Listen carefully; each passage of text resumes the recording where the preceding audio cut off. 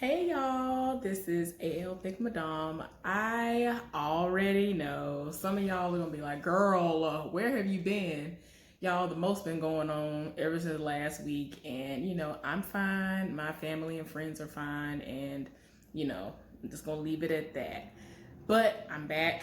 I'm going to play catch up just so that everything that I normally do recap reviews on will be on my channel, despite the fact that this is a new week. So I'm going to be playing catch up, and if you want to watch it, you can.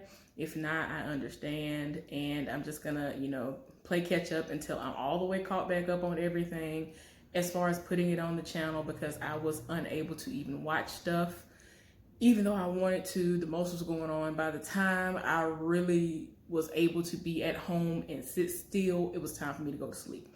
So anyway, now that I've said all of that, let's get into this recap review. Y'all, the episode started out with them playing an Earth, Wind, and Fire song that I love, which is Shine a Star. It's the song that's like, you're a shining star, no matter who you are, shining bright to see what you could truly be, whatever. So that was playing. So I was like, okay, y'all started on a fun note. And before I even get into this, I don't know if everyone has seen the episode or not, but if you have, you already know. In my opinion, this was very much so a filler episode. So it was not, it ain't been nothing like none of the other episodes that I've seen, even in comparison to season 1. So it's not going to be all explosive. You know what I'm saying, quote unquote. So I'm just letting you know ahead of time. So you can back out if you want to, but I'm still gonna do it, and it's gonna go out, and y'all will see that it's on the channel. But anyway, y'all, Don and Brooks are doing like they normally do when they are together. Every time I look up, they're either talking and going back and forth about something at the actual job, or they are out and about trying to get people to buy into Soul Train in some capacity. So they were out and about, and they were in a waiting room waiting to be seen by somebody. Apparently they were going to pitch something, whether it was Soul Train, the club Soul Train, or whatever. I'm pretty sure it was Soul Train in its entirety or whatever, but yeah. So they were sitting and they were talking, and it gets to the point where the networking assistant, or whatever she is, a network assistant. I thought she was just a random, receptionist. But apparently she came and got them and was like, they're ready for you. And so they get into the room, and Don wants to know where the bathroom is. So I'm like, Lord, here we go. I already know what's going to happen. Y'all, he done went to the bathroom. He barely make it into the bathroom. He done turned the water on. He got the water going. He trying to get his life together. Y'all, next thing we know, we see the water just running out of the faucet. And I already knew what time it was, because I have bouts of vertigo. And I've already gone over what has happened to me before. But to make a long story short, for those of you who don't know, I was at work, the AC cut off. I didn't even know I had vertigo. I know that a lot of people in my family, mainly on my father's side of the family, have issues with it, really, really heavy. But I never had any issues. And for whatever reason, the air went out, and I just walked away from where I was working, and people were like, are you okay? And I was just like, and wasn't acting like myself at all. I didn't even know that I was about to black out, but I didn't even make it to my destination. I literally blacked out. God was on my side, because somebody turned around and grabbed me, because I was about to bust my head open on the floor. Y'all, I was burning up, dying, and I completely blacked out. Didn't even know I was on the floor. I literally came to and was asking my own self, why are my feet in front of my face? It was crazy. So yeah, that's basically what he just went through. And he's coming to, and I'm just like, Lord, how long has this fool been out, man? Because he has a pitch to do. Y'all, come to find out, he had been gone long enough for them to just be like, okay, we don't know what happened, but all right, I guess he ghosted us. Y'all, they done got back to Don's house, and Don is doing what he normally does, which is drinking. He in the middle of drinking, and Brooks is just like, I mean, what happened to you? What's going on? And like, he is like tired. Brooks been tired. Brooks stays going back and forth with him. It's like he already had to convince you that he needs to be on your team, because he is the white face, so to speak, that can help get your foot in the door to begin with. So why would you sit up there and want to constantly argue with him and question his motives and anything that he puts in front of you, when in every single case that I've seen, it was something that was going to be very beneficial for Soul Train. Y'all, it got to the point where Brooks was about to walk out the door and he was like, man, I had migraines. And so he ended up explaining the situation, and he showed him the pill bottle, all this other stuff. Y'all, it was crazy. So he was just like, look, I don't even know what we can do now, because we had that meeting set up, and how do I know? Basically, he wants to know, how's he even gonna know that he's not gonna flake out again. So he was like, man, just let me recalibrate and work some stuff out, and just let me figure it out. So y'all, JT done rolled up on Gerald, and he want to know why in the world he sit up there and set him up. And he was like, look, man, yeah, I knew about it. It just was what it was. So he was like, I don't understand. Why would you do that to me? You knew what was going down. He was like, look, man, you ain't got no poker face.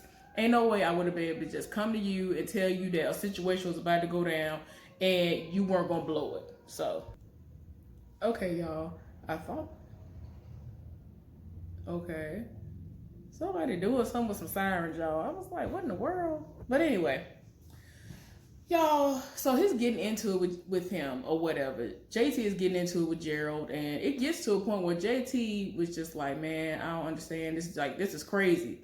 And so Gerald was like, look, you trying to do things in your life, I can help you do those things. And for whatever reason, y'all, I don't know if y'all paid attention to it. To me, it was beyond obvious. I was just like, okay, what is going on here? Like, is this some foreshadowing? Or, I don't know. But anyway, they kept panning in on the gun that was on Gerald's desk. And I'm like, nothing's happening in this moment for either one of them to need to die for a gun. So why are they doing this? Like, okay. We all know that Gerald has a gun. JT knows that he has weaponry. So why are we zooming in on this gun? Okay. So anyway, I was just like, I don't understand why they're doing this. Y'all, anyway, they talking, and he has given his position basically over to JT and was like, look, this is your position now. You ain't got to worry about money. And he done gave him a car. You ain't got to worry about whatever you might have had before, whether you had some or not. And I think he said that he's going into like management, because that is where a lot of the great money is. So I don't blame him. Y'all let me know down in the comment section if that's what he said, because I didn't even feel like rewinding in that moment. I just was like, did he say management or not? Y'all usually are good about, letting me know what it was. But yeah, anyway, so I was like, okay. JC came home and Simone was like cooking, and basically he was just like, yeah, you good at trying to act like you know how to cook, or playing like you're cooking. And like, she really was trying to act like she was like playing wife to him. And I was like, girl, just stop. Anyway, you could tell that it was going to go into a make-out / sexual situation, and they just went on ahead and went to the next scene. So Brooks is at work after hours, like him and Tessa do, whether they are by themselves or together. And at that moment, he was by himself and he was about to start smoking. And Tessa came in and was like, yeah, you shouldn't really do that. You should wait until you get home to do that. And he was like, yeah, I'm doing this so that I can make it home. And he was basically trying to explain to her that he's angry and he's not going to drive the way that he should if he's not mellowed out. And he is expressing how he feels about Don, because we all know how Don Cornelius is at this point. If it ain't his way, he ain't trying to hear it.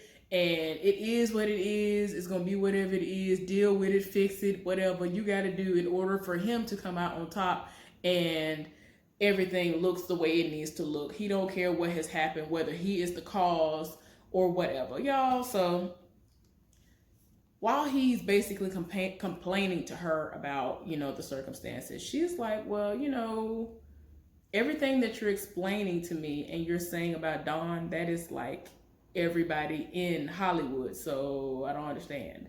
Like, what are you planning on doing? Are you trying to leave? Because, I mean, if you want to leave, you can leave, but just realize everybody's like that. And also, you need to understand at the end of the day, Don is Don. He is going to do whatever suits him.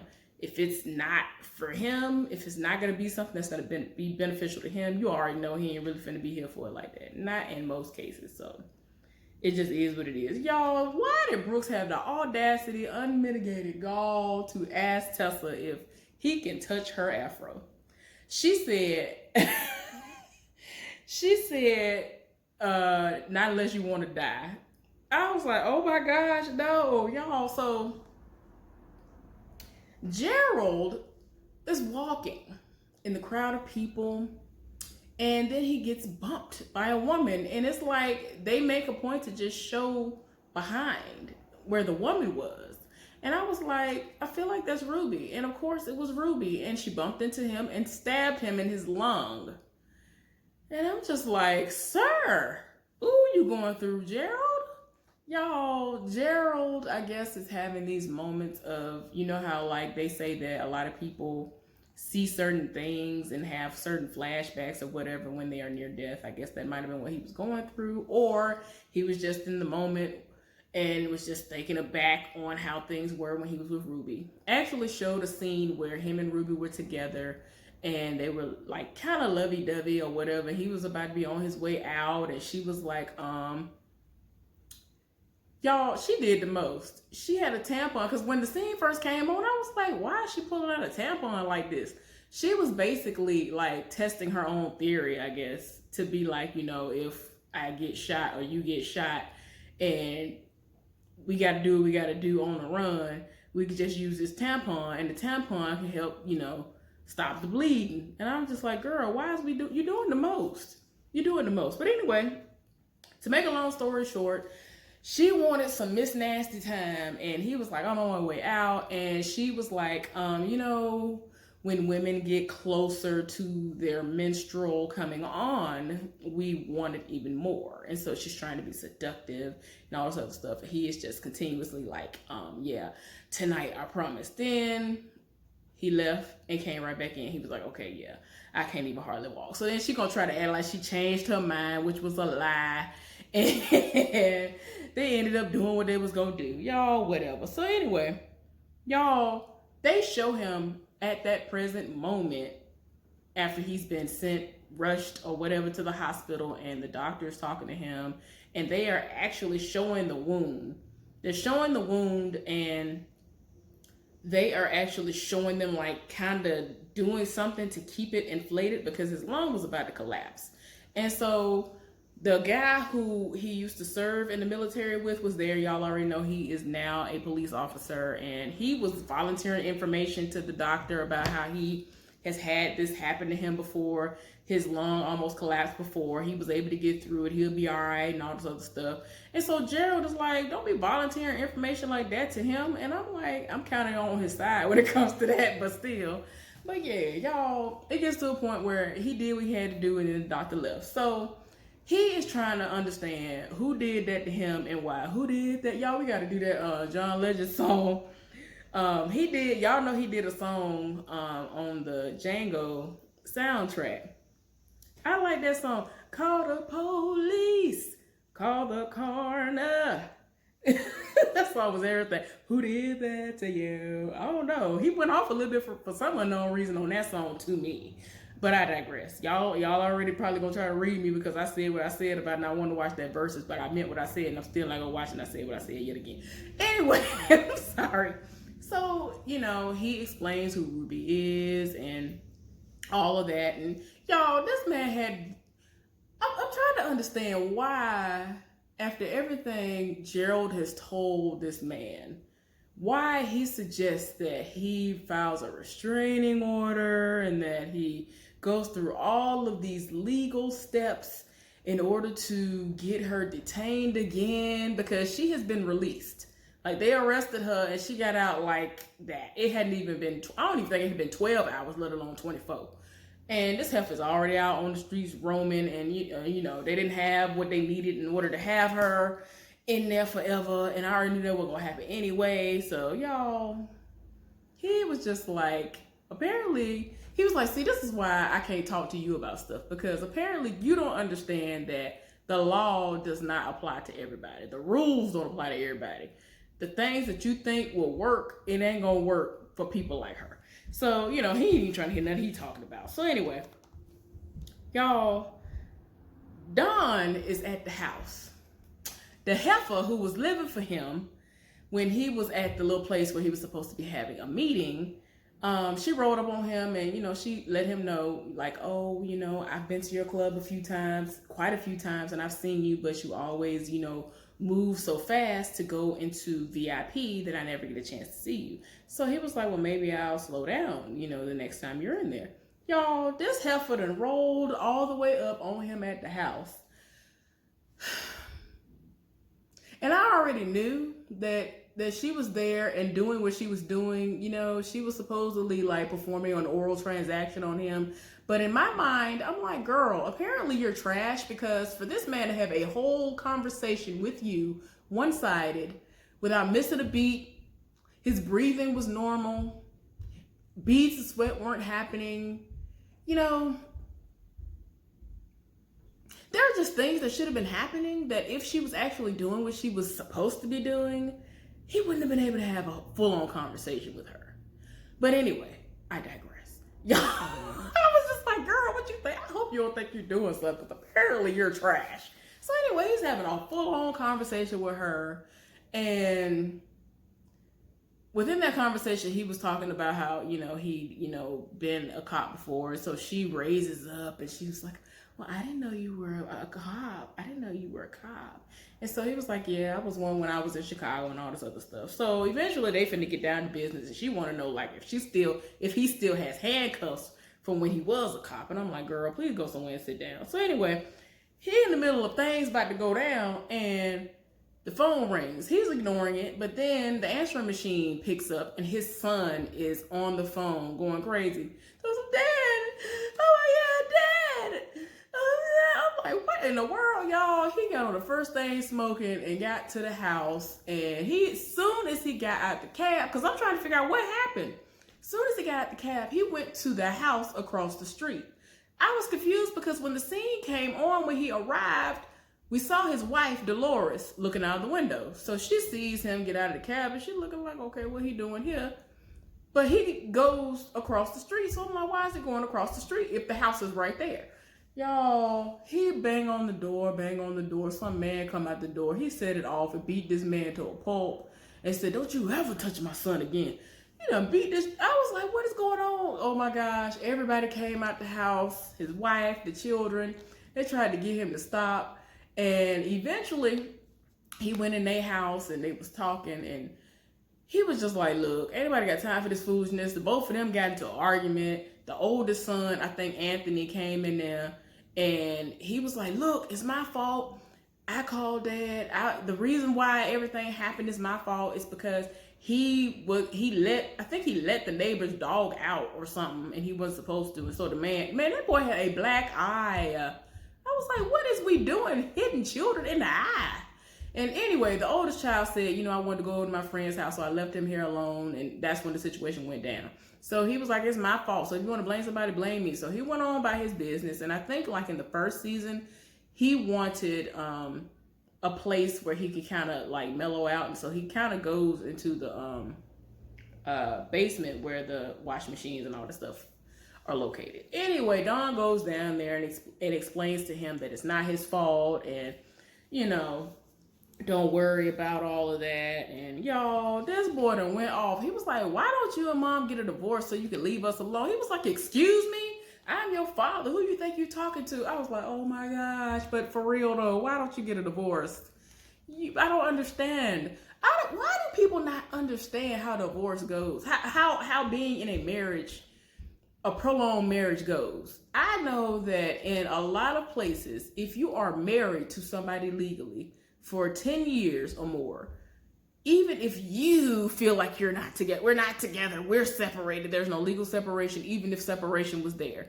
Why are people unaware that if you continue to be married to this person, you hate them, oh, I don't like them no more, I don't want to be with them no more, you don't do nothing with them no more, whether you have kids with them or not, you're not with them. get a divorce. I'm sorry. I don't care what you say. I'm telling you, I know people who have terrible financial situations. There's legal aid. There's legal aid out there that can help you, whatever. Anyway, the point of me saying all this is this. I'm pretty sure I've said this before because this is something that irks my nerves. And I have relatives who've been dumb enough to set themselves up for this because it's like, you're going to get mad if you live long enough for this to happen. So anyway, if you stay legally married to somebody for at least 10 years, you will be giving up half of your Social Security check once you hit that age, if you actually was working somewhere, to somebody who you sat up there and decided to be married to all this time instead of just getting a divorce. You want to be dumb? Why? I don't understand stuff like that. Y'all, I'm sorry, I digress. Y'all know how I go off on a tangent. My bad. So anyway, but the son was tired in his spirit. Was like, why don't y'all get a divorce and leave us alone? So anyway, y'all, Brooks ended up having a meeting with this dude. I'm pretty sure we saw him either in the first season or definitely in this season. But anyway, Brooks seemed as though he was about to try to take a job offer somewhere else. Old boy was like, don't nobody care about the black demographics. And Brooks was like, you could tell that he, honestly was like, all right, man, I think I made a mistake even coming and taking this meeting with this fool. So he was like, yeah, the black demographics do matter, and black people's money, their money is just as green as everybody else's. So what are you talking about? That man ain't here for that. And Brooks was just like, yeah, I ain't got time for this. He got up and left after going back and forth with him for a good little while. So anyway, y'all, JT is supposedly teaching Simone how to drive a stick shift. The heifer already know. She was taught by her father when she was 12 years old how to drive a manual. And I don't know why, she does stuff. And I know that there are a lot of women who do stuff like this to kind of let their man feel like they're doing something. But she was trying to make him think that he was doing something. And he was like, are you pulling one over on me? And so she was like, yeah, my daddy taught me how to drive a stick when I was 12 years old. Y'all, they were in the middle of talking. And Ruby rolled all the way up. She rolled up. She looked right at them. You might have seen me in the street. Like, she looked right at them. She knew what it was. She knew who he was. All of that. Looked right at him, pointed a gun, and started shooting into the vehicle. Shot the car up. Keep in mind, this is Gerald's car that has been given to him. Lord, Simone's trying to figure out what is going on and why. And she was like, oh no, we gotta hurry up and get out of here before she comes back. And he was like, yeah, she ain't gonna come back. We ain't gotta worry about that. So she was like, we gotta go to the police. He was like, yeah, that's what we definitely not gonna do. And so she looking like, what you mean? Y'all, but anyway, the car shot to pieces. So anyway, y'all, JT came back to the club, tied the spear, and went off.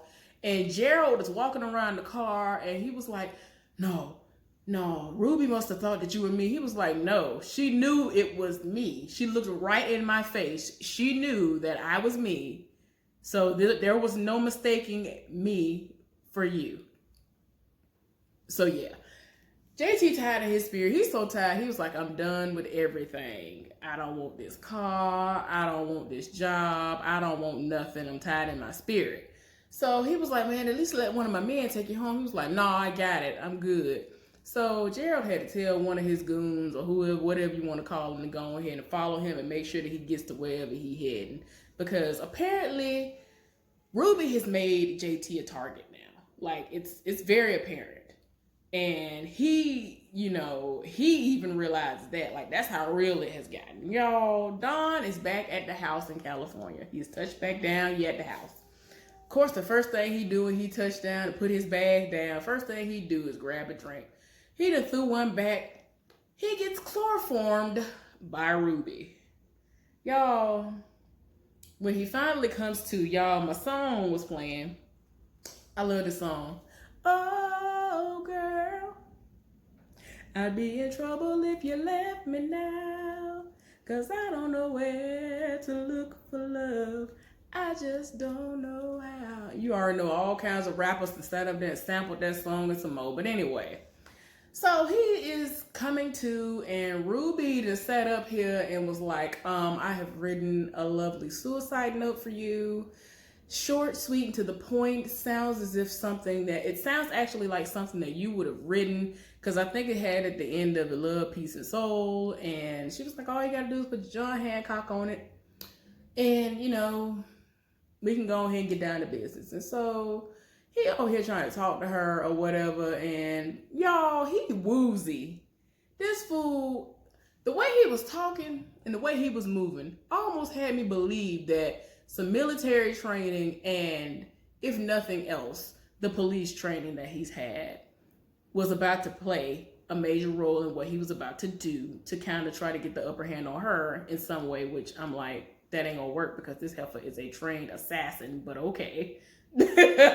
This fool went and he like got a letter opener or whatever it was. Like he stumbled over to her just to get that, and then he ended up falling, and Ruby was like not even fazed by him even trying to come at her because somebody was rustling in bushes outside the windows. And so she looking and like, okay, what is that? Y'all, Gerald done rolled up.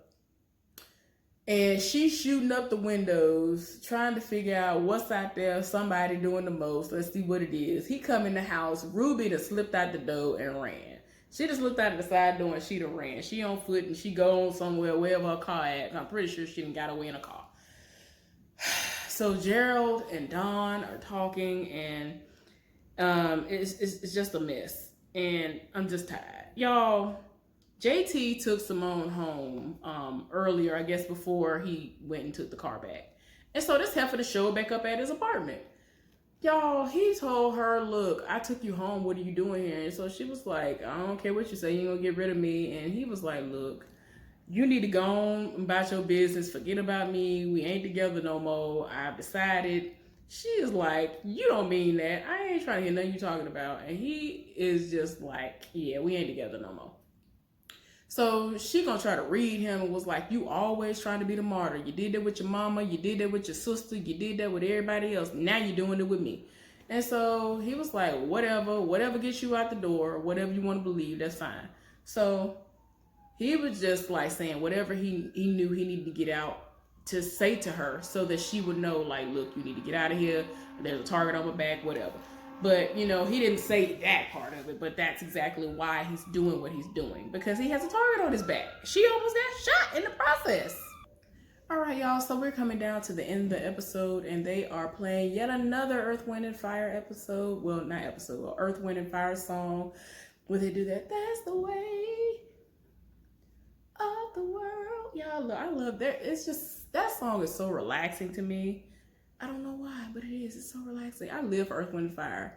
Fun fact, I don't know if any of y'all are on YouTube like that, to the point of where you have seen some of the things that have been going on music-wise, but I think Earth, Wind, and Fire, they do something like over the weekends, whether it's Saturday, Sunday, or both days, but I tuned in because I'm subscribed to them anyway, because I live for them.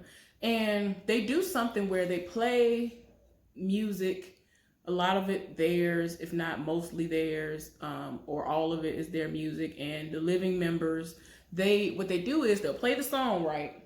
And they have it where the videos will show various people, like just common folks like me. If you have your camera on and you're tuned in, I don't know how they do it, but they'll just tune in and you'll just see people dancing or whatever for a few seconds, and they switch over to the next person. It's common people, and there were a lot of celebrities that they showed as well. It was so cool. Like, I try to be involved whenever I'm not working. I try to get on there and see what they're doing, but it is so cool. But anyway, y'all should check that out if you like Earth, Wind, and Fire. But anyway, so that song is playing, and Don and Gerald are at the club, and they are talking about Ruby, and he is explaining how she got down and how they were together. Like, they were amazing together as thieves and all of that. And, how she is like way better than him, even though he's amazing at what he was doing back in the day, even though he's trying to be on the straight and narrow now. Y'all, apparently one night, they went into somebody's house and was doing what they was doing, and a child woke up and he was more confused than anything, and so Gerald just put him back to sleep.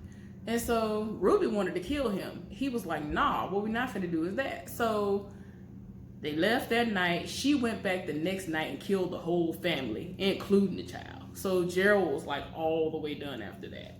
So y'all, they in the middle of talking, and then you hear explosions. I'm thinking that this heifer done blew up the whole club.